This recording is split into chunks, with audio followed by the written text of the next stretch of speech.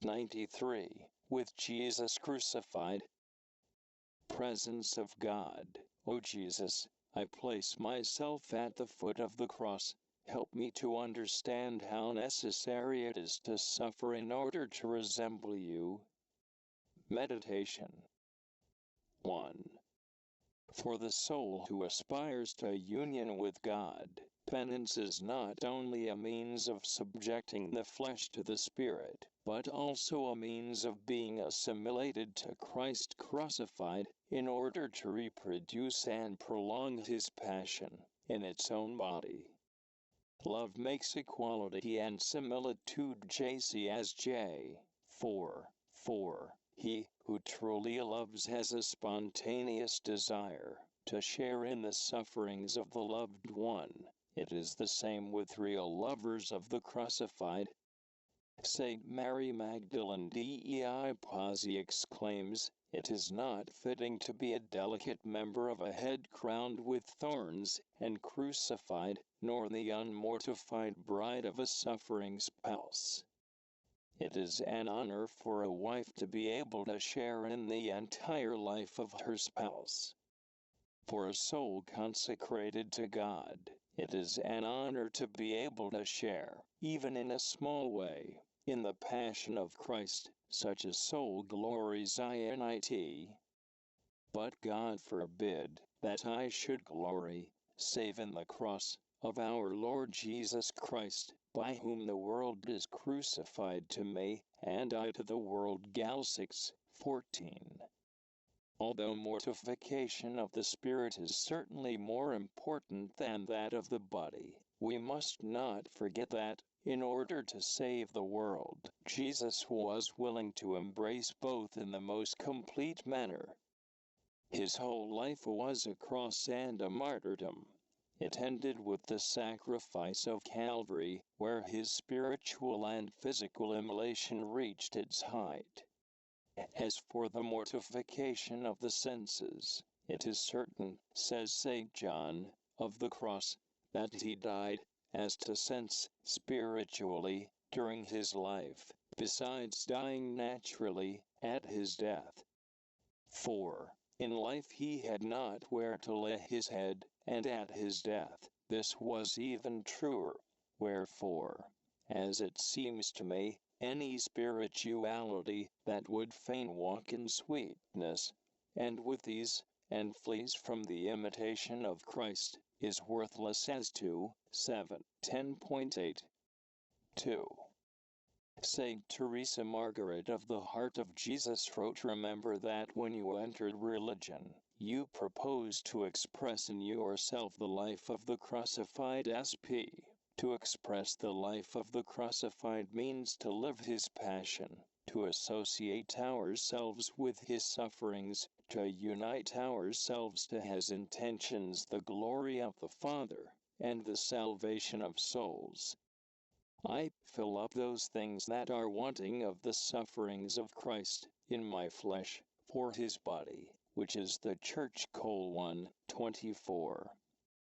This is another motive which has urged the saints to generous corporal mortification. Nothing is lacking in the passion of Christ. He himself said on the cross, "All is consummated." John 19:30. All was accomplished in him, our head, but it must now be accomplished in us, his members.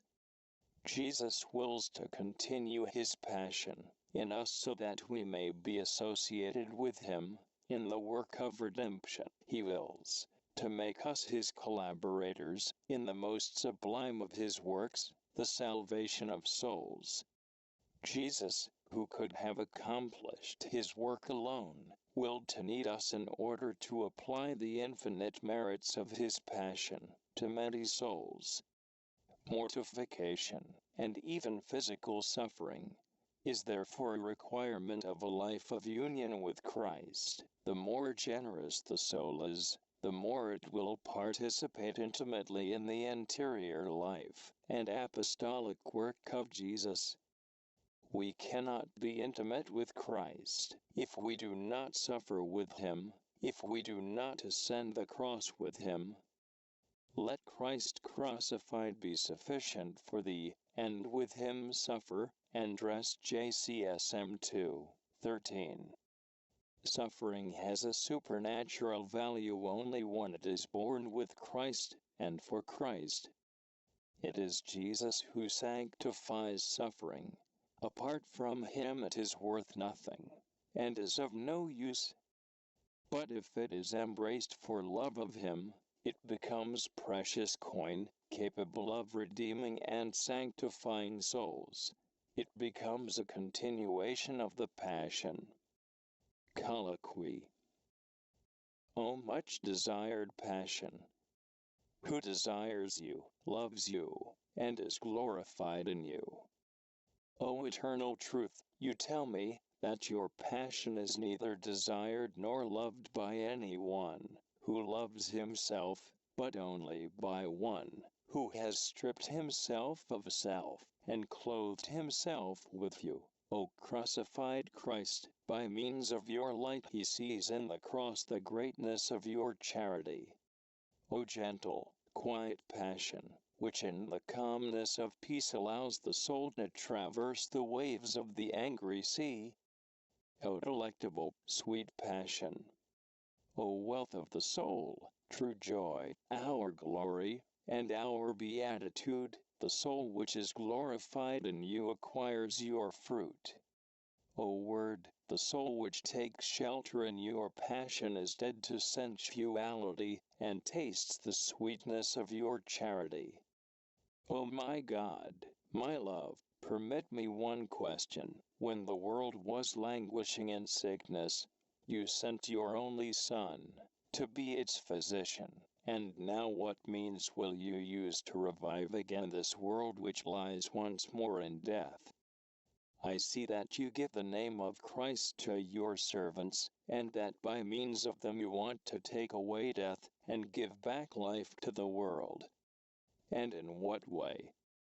They must walk bravely in the footprints of the Word and work for your honor, and the salvation of souls with love and burning desire. To this end they should bear patiently all pains, anxieties, reproaches, and disgrace. O wonderful Restorer, give us many Christs, who will spend their lives in vigils, tears, and prayers for the salvation of the world. Saint Catherine of Siena. O Lord, do you know the profound desire of my heart, to assimilate and unite myself to you in order to live your life alone? If sublime states of prayer and flights of the Spirit are not for me, the cross is my share. You offer it to me, and I embrace it with all my heart.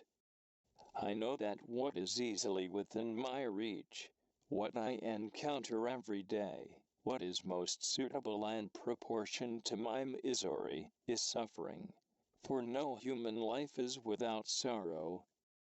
Lord, grant that in every suffering, physical as well as moral, I may recognize and embrace your cross, so that I may be intimately associated with your Passion, for the salvation of souls.